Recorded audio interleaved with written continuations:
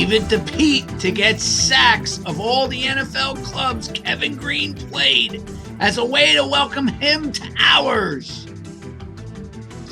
Casey Jones, me, you, and Tommy Heinsohn in the backcourt. We won't lose. Hi, everyone. This is Will O'Toole for Park Ridge Sports History. Again, coming to you from my Christmas decorated room. And I'd like to thank you for welcoming me into your home. And of course, this week, even Howard Fredericks passed me something as I just kind of came into recording. And that is not just did Kevin Greene pass this week, along with Casey Jones, two Hall of Famers, but a Hall of Fame baseball pitcher by the name of Phil Niekro also passed this week. And it's just incredible with the number of great ball players that are entering the pearly gates this year as 2020 makes its close. I'd like to kind of focus on those three players today and also give you a little bit of prognostications of the upcoming bowl games, specifically Notre Dame and Alabama, if that's okay. But first, I just want everyone to know this, who may be new to the show. Look, I talk everything sports as I can. Sometimes I digress on the subject, but I want you to always see it as, hey, if we were sitting in a bar getting a hamburger with all the works and a big mug of beer, and we focused on talking about anything sports, sometimes things hit you about this, and this. So if I'm talking about a particular player, I might just go off on a tangent and say, yeah, I kind of remember his number. And you know what? Who else had that number, et cetera, et cetera. So even though I try to stay focused on it, I just want you to know that the show is not at all scripted that way, that I just don't say, here's one segment, here's another segment, here's another segment. I would like to cover a couple of things today. If I don't, I'll do it in the next show. Anyway, let's get right down to it. We'll talk about Kevin Greene. And one of the things that I was really curious about with Kevin Greene, now I've been following football, all the sports since the late 60s and early 70s. And of course, like any young kid, I probably was most geared towards watching sports in the 70s and the 80s. With Kevin Greene, fatherhood came, so I wasn't really as focused each Sunday watching the NFL. But I do recall this. The first thing that sprung to my mind with Kevin Greene, I immediately thought of the Pittsburgh Steelers, not the Philadelphia Eagles.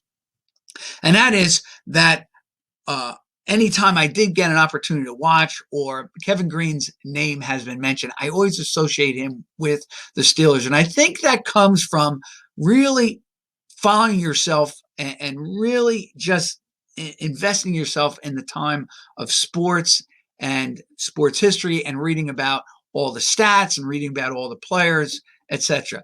And for anybody growing up in the late 60s and early 70s, you will realize that some of the teams had nicknames for their defenses.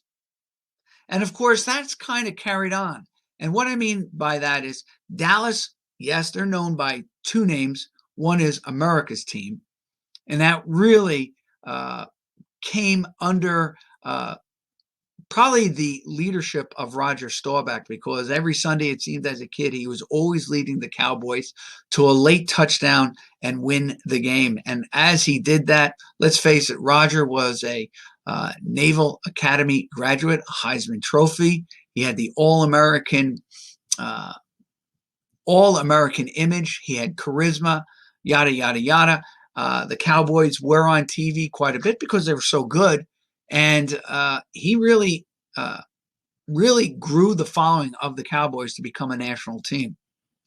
But the Cowboys were also known for their defense, the Doomsday defense led by Bob Lilly, my favorite player, Jeffro Pugh, Larry Cole, D.D. Lewis later on, Leroy. Oh boy, now I'm losing. He went to Alabama. and Chuck Howley. I'll remember his name as we go on.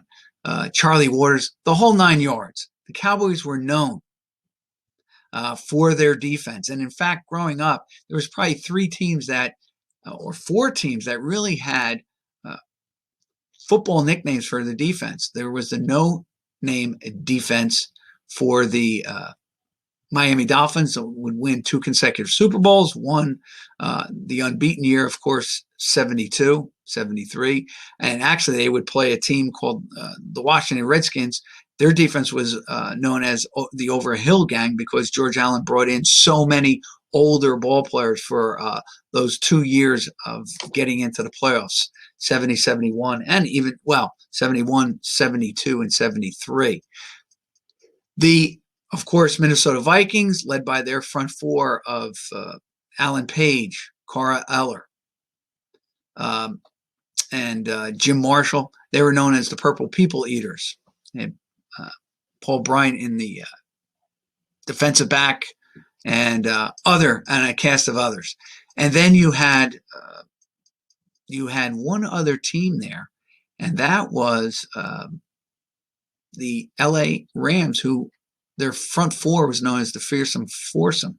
Coy Bacon, of course, Deacon Jones, Merlin Olsen. And so those teams had the nicknames. They had a following. Today, really, the last team I really recall as having a nickname was the Legion of Boom or Doom with the Seattle Seahawks. But the Steelers were also had built a nickname during the 70s of the Steel Curtain with their front 4 led by, Mean Joe Greene. On that, and that's why I always say associate Kevin Greene with being a Steeler because he was known for his defense and his sacks. So naturally, I'm always thinking of Kevin Greene as a Steeler. And in fact, when I was doing my little research about Kevin Greene, I noticed that he had 35.5 sacks with the Steelers. And I also do recall this. I do know this. He did get his 1 Super Bowl appearance playing for the Steelers. And of course, that was the year they unfortunately lost to the Cowboys. The Cowboys got some sort of revenge on the Steelers after losing a couple of Super Bowls to them with Roger Staubach at the helm.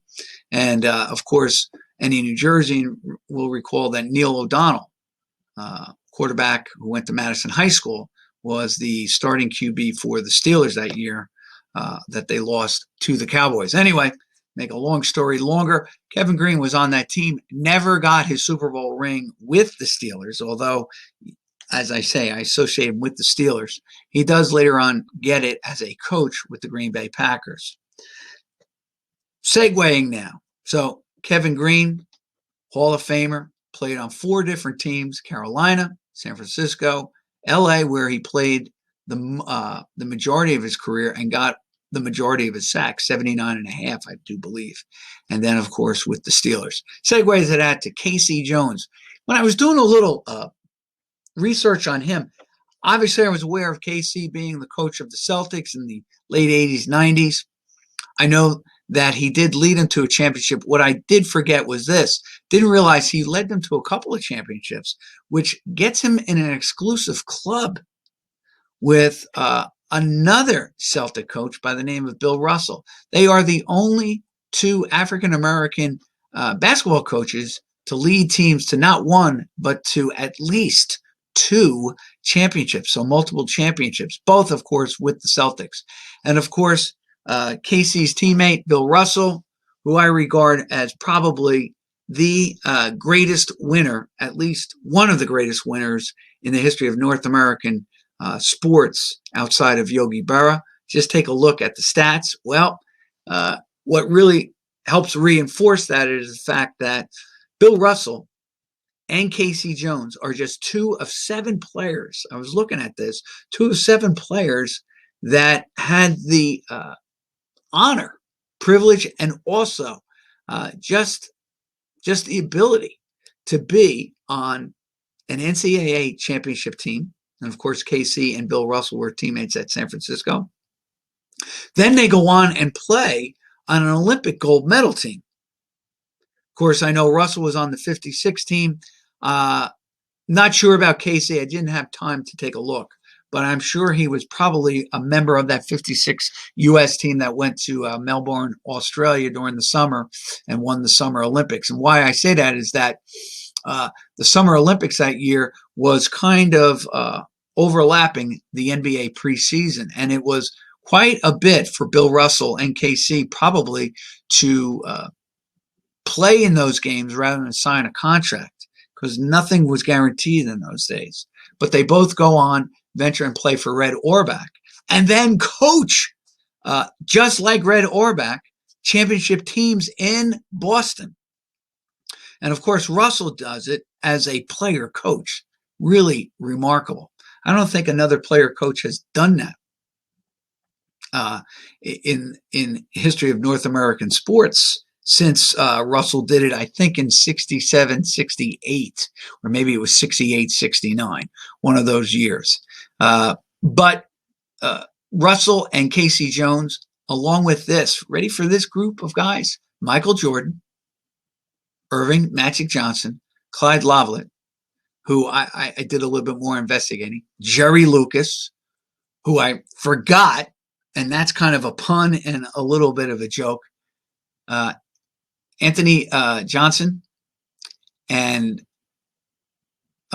Quinn Buckner, all won championships in college, all won championships at the NBA level, and all earned gold in the Olympics. Pretty remarkable.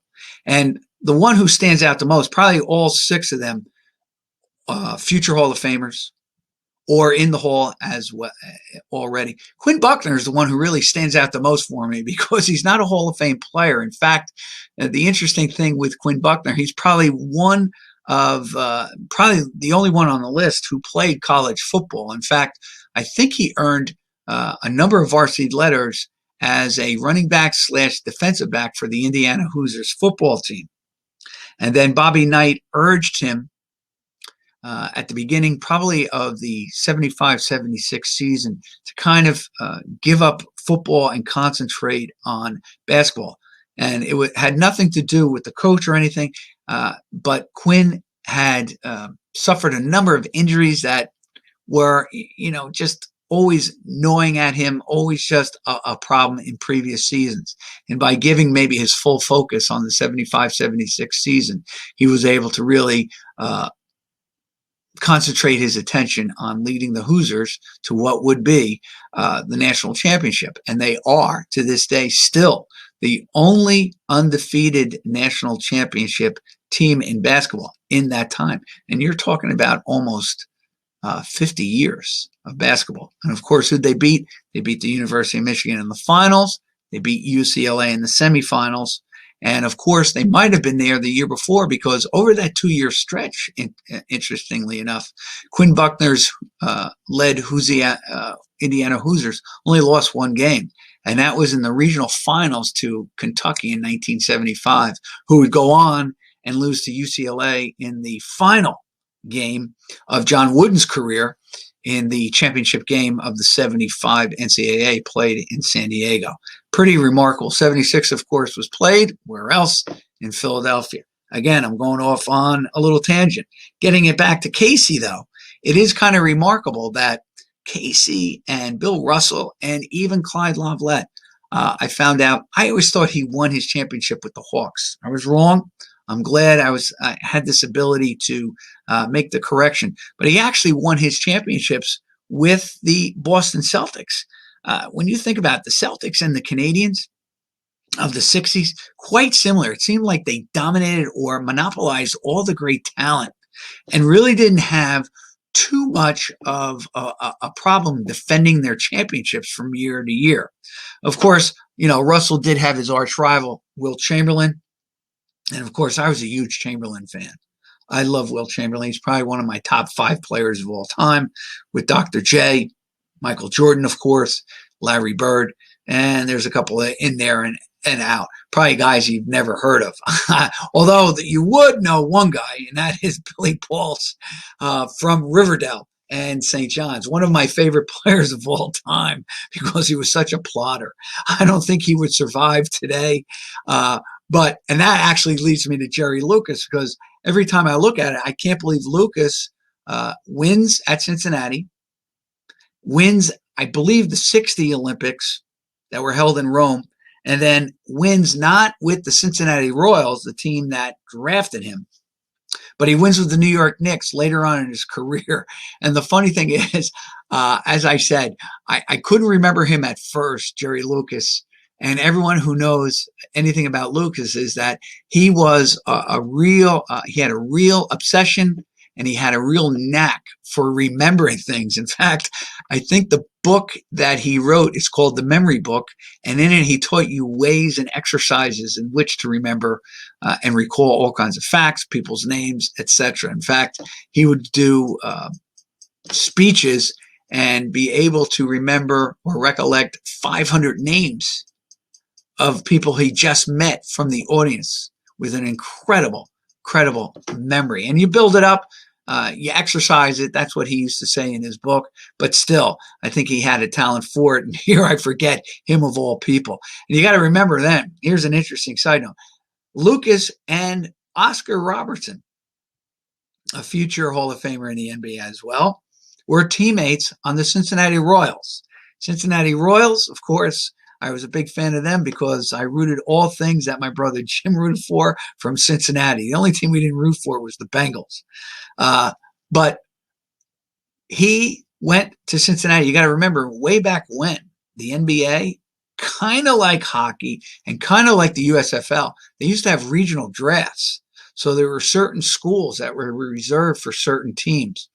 And Ohio, basically Ohio State, University of Cincinnati, were actually reserved for the Royals, and they were able to land both Robertson and Lucas. Problem was, they never won more than 44. They were always like a 38 and 44 team, and never really went deep into the playoffs. And of course, the playoffs were a little bit different then. They didn't last as long.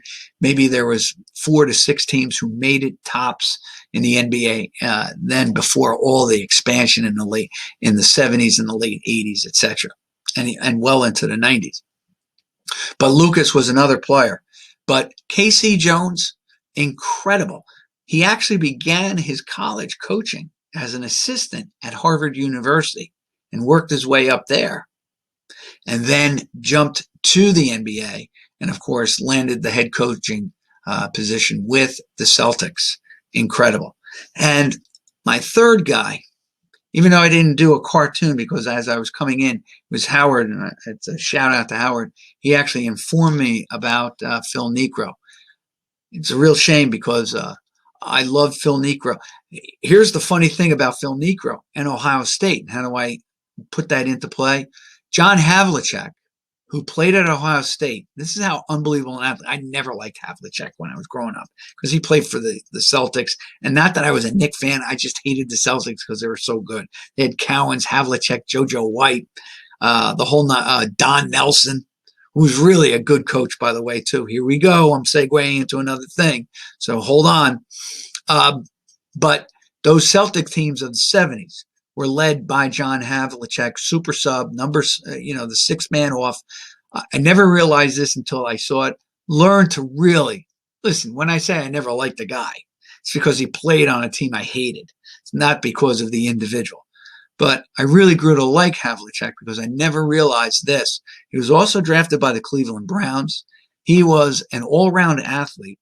And the wildest thing, I think I'm pretty sure he grew up in Ohio, on the border of, let's say, Pennsylvania and West Virginia, on that side. Can't remember right now the name of it. But basically, literally, in his neighborhood with Havlicek were the Niekro brothers, Joe and Phil. Can you imagine that block? A high school coach coming in, he doesn't have to go farther than the block. He has 2 Niekros and a Havlicek, and who cares where they play? He's got 3 unbelievable athletes.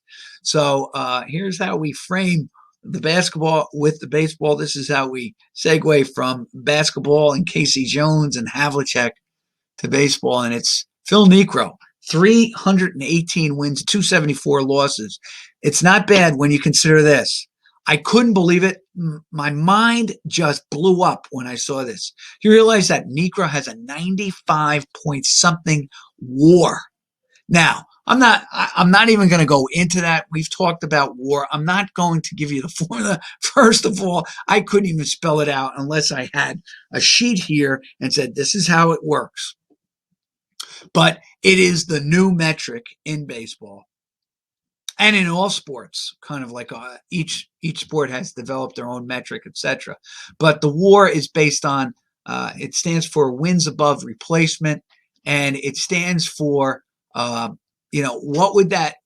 is the value of that player if he was taken out of the lineup? All right. So if you start basically at 0, wins above replacement, 95. Now that stands over his long career. Basically, he was averaging about 3 wins above replacement. All right. Of any other pitcher, let's say, on the staff on his particular team. So you amass all these WAR points, and then at the end of your career, total them up. And as I had made an issue over Richie Allen, or Dick Allen, having like a 58 WAR and being higher than a number of guys, including Willie Stargell and Joe Torre and Orlando Cepeda, contemporaries of his, being in the Hall of Fame and not Richie Allen. I'm trying to use what, let's say, today's voters rely on for a good portion of whether a player is worthy of entering Cooperstown or not. But Phil Niekro was an underrated, great pitcher. And what I mean by that, and again, I stress this, I'm going to the stats. I'm looking at his resume, his career. Now, yes, he only had two 20-game winning seasons. I get that. In fact, the one year he won 21 and he lost 20. And the only other guys I can think of right now off the top of my head that won and lost 20 in the same season was Wilbur Wood back in, I think, 1973 for the White Sox. That's a lot of decisions, 41 in a season. Some guys don't even get 40 starts in a season, let alone 41 decisions. But you have to take a look at the body of work. I never realized this, that let me just get my glasses here because I want to say this. During his real stretch with the Braves from about 1967 to about 1980, all right, so we're talking 14 seasons there, the Braves were under 500 and terribly under 500, more than 5 games. All right. They had losing seasons 9 out of the 14 years, yet Niekro amassed a 265 and 231 ledger. He was over 30 games over 500 on teams that averaged, that 9 out of the 14 seasons were under 500. Now, he did play on a good Braves team in 69. They were okay in 70, although he had a bad year. The 69 season, he won about 23 or 24 games. I never realized this. In 1967, not only does he lead the league in ERA, but it was under 2. He had a 1.87 ERA, Phil Niekro. Not only that, as I stretch the term, not only that. Ready for this? Niekro, with the 95 WAR, 2 20-game winning seasons. He had 2 20-loss seasons. And I will always tell you this. There have been many pitching coaches and many managers who have said that if you lose 20 games in a season, you got to be a halfway decent pitcher. And it really makes sense because that means that the manager and the pitching coach really have faith in you. That you can last that long. You got to remember, quite a few Hall of Famers lost 20 games. Another guy who I think about right now, Carlton went from his 27-win season in 1973. He went from 27-9 or 27-10. The following season, he was 13-20. So 33, 37. In 2 seasons, he had 70 decisions for the Phillies. So that shows you that the Phillies had a lot of faith in Carlton, future Hall of Famer, three-time Cy Young Award winner, gets the Phillies over the hump and finally wins a World Series in 1980. But just goes to show you as well that maybe the guys that they could go to in the bullpen really were terrible. So you might as well stick with the guy. Years ago, I used to play a game called Sports Illustrated Baseball, very much like APB baseball, with the cards and stuff. SI was better. I always thought it was colored, that it had different colored charts, and that the players were all on one page, so it made organizing that much better. But I remember that Ferguson Jenkins had, if you're a really good pitcher, on your pitching chart, it would assign you with a number of outs that you could roll, and then the offensive player didn't get a chance to also roll and see what he got. Anyway, Jenkins had about 7 or 8 of these outs, which were incredible. This was his 71 Cy Young Award winner season. And nobody else had any of these outs on the chart. So you're saying as a kid, if you're playing these games, and of course you're not worried about number of pitches thrown, the injury, do I got to get him ready for the next game? You would never take him out, even if he was getting blasted. And the other reason you would keep him in is that he had a home run on his chart in a very good spot that you could easily roll in the game. So it was crazy. So a guy like Jenkins on that SI chart was kind of having a DH plus a guy who could get you outs even if you're getting blasted. Why do I say all this? Is that Niekro was, you talk about an innings eater. Niekro was incredible. And he really was the star, at least on that pitching staff of those Braves teams during the late 60s and early 70s. 4 times he pitched over 300 innings. Guys, you can't get Cy Young Award winners right now who go past 220. Every time he pitched over 300 innings, he led the league. It's amazing.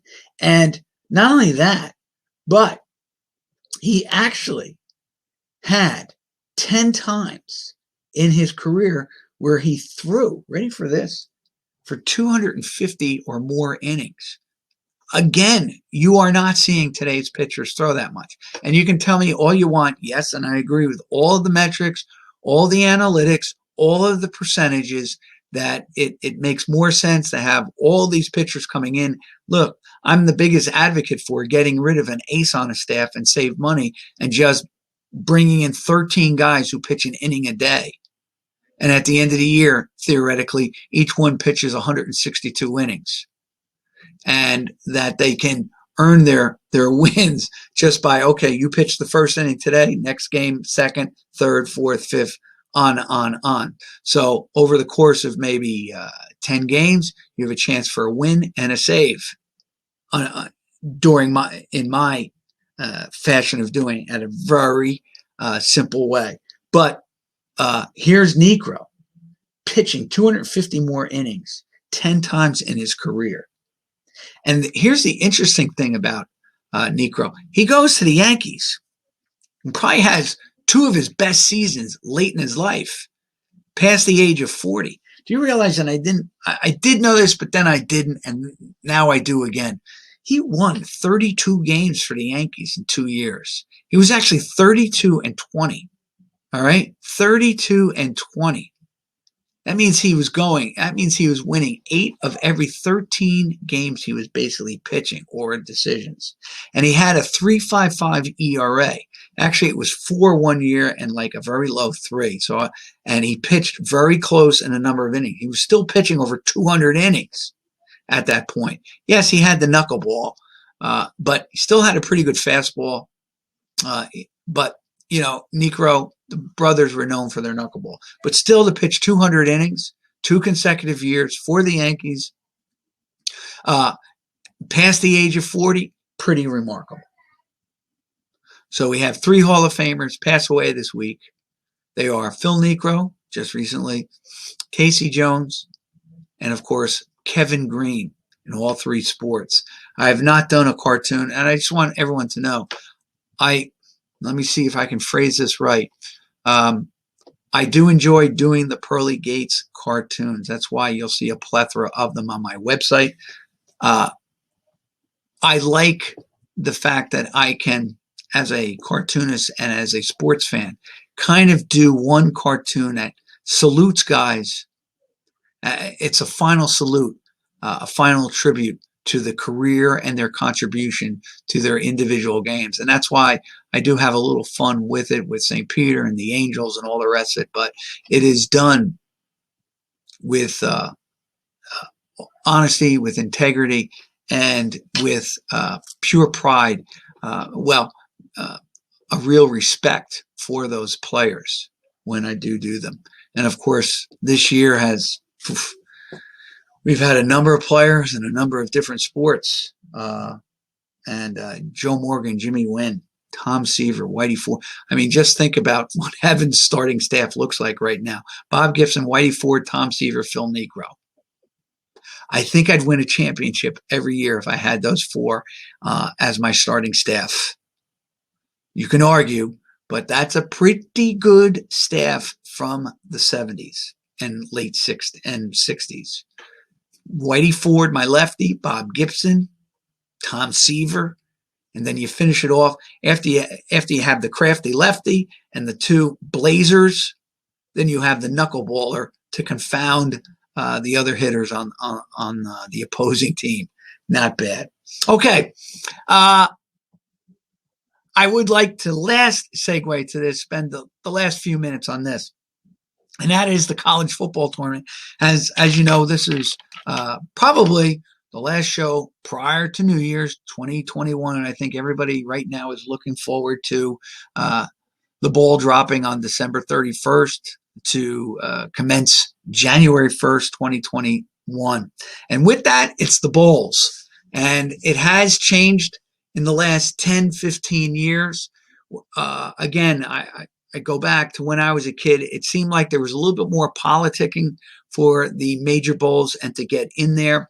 It added a little bit of mystery on New Year's Day if you were a football fan, because sometimes you didn't have 1 versus 2 facing each other. Sometimes it was 1 versus 5. I know there was a couple of years where Notre Dame was a 5th ranked team and they squared off against Texas a couple of times. Actually, 3 times they squared off against Texas.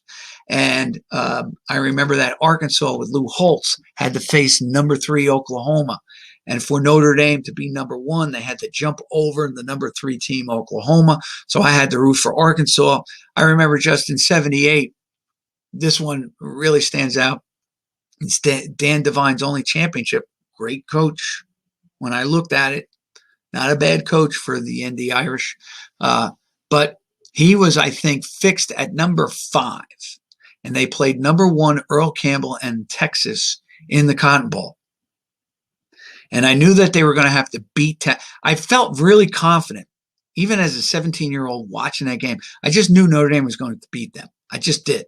I just felt that way. One of the things that you always feel confident. When I was a kid, Notre Dame never beat USC. But in the years they beat USC growing up, they won the national title. That year, they beat USC, and I felt really confident. That was the game they came out with the green jerseys. And Montana Engineers, a huge win against USC in South Bend. Anyway, make a long story longer, they destroyed Texas, and I knew what they were going to do. They were going to give Earl Campbell his 100 yards and seal the deal on all the other players, and they do. They limit Texas to 10 points in the game, and they drill them 38-10. But I was still hoping, okay, so now you beat the number 1 team, you say you should be number 1. However, Oklahoma really still had to be beaten for that to really happen and without any kind of dispute. And Lou Holtz of Arkansas in the Orange Bowl destroys Oklahoma. And with that win, I think he beat him 31-6. With that win, Notre Dame leapfrogged and became the number 1 team. And actually, Arkansas, which was ranked like 16th, I think they finished in the top 10, maybe even in the top 5. But I actually always say this, Lou Holtz actually wins 2 national championships for Notre Dame back in 77 and then again in 88. Now, why do I bring this up? Well, Notre Dame, as I said last week, and I'm not going to give you the whole analysis again, but let's face it, they are a national team, a subway team. They have fans coast to coast, north to south. So they are a national brand. You knew they were going to make it in. And really, I justified it going through their schedule and realizing that they played 3 teams in the top 25, beat the number 1 team, lose, of course, to the number 4 team, both of which were Clemson, but they go 2-1 against the top 25. And I start to say, really, is that a good record going 2-1, or shouldn't the coaches do better? Well, I did a little study of Kelly, Saban. I even did a little study of Kelly against other Notre Dame coaches. I didn't go back to Rockne. And the reason is I kind of stopped it early with Terry Brennan. And the reason being is that way back in the 40s and 30s, they didn't have, let's say, the top 25 that we do today. All right. It really came into being probably in the late 40s and more in the 50s. Make a long story short, I looked at a number of the coaches for Notre Dame. Kelly, all right, I'll start with Kelly. Kelly is actually 22-19. And of course, I have to say this. I'm not the biggest Kelly fan in the world. He's done a pretty good job. Well, I shouldn't say that. He's a better coach. He has more coaching skill in his clipped fingernail than I will ever have in my entire body. But I think fans will understand this. He's been a frustrating coach for Notre Dame because every year we play for the national title, or that's how the fans feel. I know Alabama, Michigan, Ohio State, USC feel the same way as well. But Notre Dame is one of those teams that no national title, I don't care what you say. The season wasn't successful. Maybe beating a team like they did in 74, 75 and preventing them from being number 1 makes a successful season, but it's not the same as becoming the number 1 team. Now, Notre Dame has not been number 1 since the 88 season.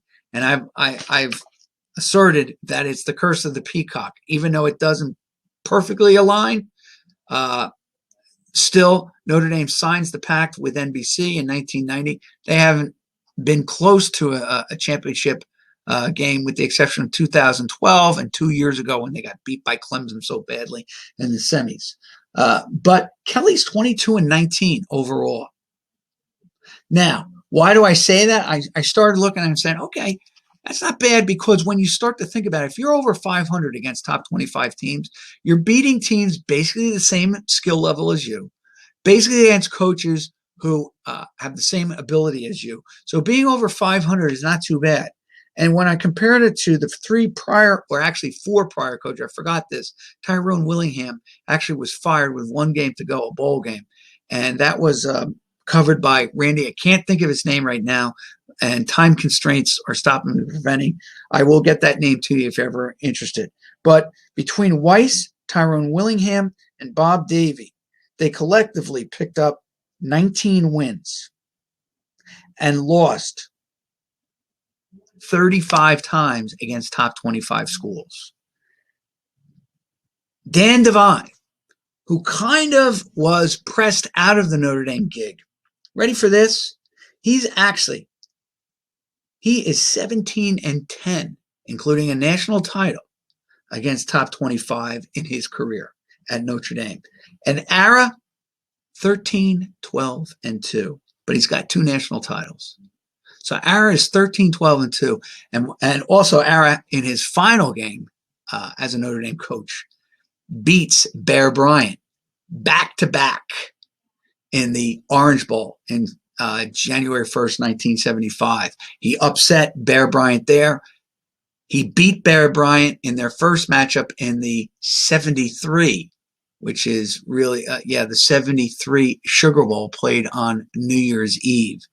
And in 1974, and of course the New Year's Day Bowl is played in 75, he beat Bear Bryant again. That 73 game, why it's not seen as one of the top 10 great games of all time is beyond me. Real quick, there were 6 lead changes in that game. It was 24-23. And in that particular game, I was in 8th grade watching that game. I was up against, my nose was up against my black and white TV set along with my father as we were jostling to watch the game. But in that game, of course, There are 3 instances in my life where I was so happy the coach of the team punts the ball on a 4th down, because I've always felt that in those situations, they would have gotten the 1st down and beaten Notre Dame. One was the 66 Michigan State tie. Duffy Daugherty elected to not go for it on 4th down, but punted the ball and gave Notre Dame the ball, and they really basically ran out the clock. And that's another story for another day. They had a diabetic who didn't take his medication that day as their 2nd string quarterback, directing the offense in the second half because Terry Anratty, their starter, had gotten hurt. That's another story for another day. In 1988, Jimmy Johnson should have gone for it, I always thought, on a 4th and 1, elected to bottle Notre Dame up, and it cost them the game. That one, of course, played in South Bend during the regular season. And, of course, Bear Bryant elected on a 4th down at around the 50-yard line, punts the ball, puts Notre Dame at about the 1 or 2 yard line. Notre Dame runs 2 plays, doesn't get anywhere. On a 3rd down, Tom Clements, one of my favorite players all time, Notre Dame history, goes back, throws the 38-yard heave that's caught by Robin Weber. And, of course, the rest is history as Notre Dame, the player caught the ball, a remarkable, miraculous catch as well. Notre Dame wins the national title. Even though, if you look, AP has Alabama number 1 that year. But that's because they kept the poll prior to the bowl. They used to just vote before the bowl, and then the bowl game was played. But if you take a look, Notre Dame is seen as the number 1 team that year. That being said, Brian Kelly goes 22-19 against Nick Saban, who is 67-20-0 against top 25 teams at Alabama. Do I think Notre Dame has a chance? Yeah, if they keep it close and they win the game something odd like 17-16 or 19-18. Do I think Notre Dame's going to win? I hope they do, because I'll be rooting for them. Do I really think Alabama is going to lose to Notre Dame? Probably not. But then that's why we watch the game. Hey, this is Will O'Toole for Park Ridge Sports. I hope you enjoyed the hour. I'll talk to you soon, or I'll see you soon, and I thank you all again for inviting me in the house. Have a great New Year. Bye now.